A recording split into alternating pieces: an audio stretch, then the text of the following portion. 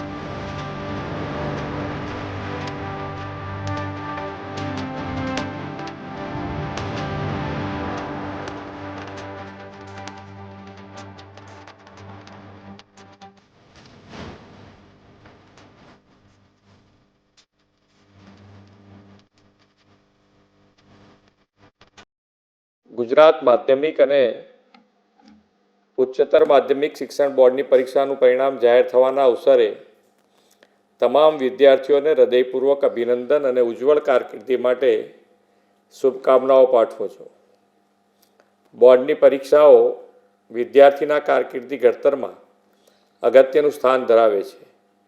વિદ્યાર્થી તેના સ્વપ્ન સાકાર કરવા માટે તેમજ ઉજ્જવળ ભવિષ્યના ઘડતર માટે સખત પરિશ્રમ અને પ્રતિબદ્ધતા દાખવી ઉચ્ચ પરિણામ મેળવવા હંમેશા પ્રયત્નશીલ રહે છે।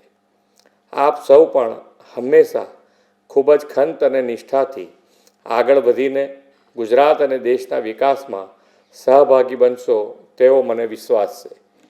સૌને ખૂબ ખૂબ શુભેચ્છાઓ।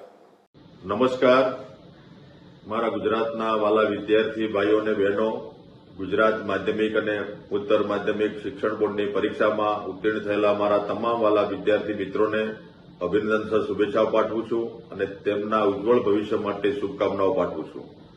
સાથે સાથે મારા ગુજરાતના પરીક્ષામાં ઉત્તીર્ણ ન થનાર વિદ્યાર્થી મિત્રોને સાંત્વના પાઠવું છું અને એમને હિંમત હાર્યા વગર અને ધૈર્ય ગુમાવ્યા વગર પુનઃ પરીક્ષાઓની તૈયારી કરવા માટે અપીલ કરું છું અને એમને પણ એમના ભવિષ્યની શ્રેષ્ઠ શુભેચ્છાઓ પાઠવું છું। આદરણીય આપણા દેશના સન્માનીય વડાપ્રધાન નરેન્દ્રભાઈ મોદી સાહેબના માર્ગદર્શન હેઠળ સમગ્ર દેશમાં શિક્ષણ ક્ષેત્રે આમૂલ પરિવર્તન આવ્યું છે।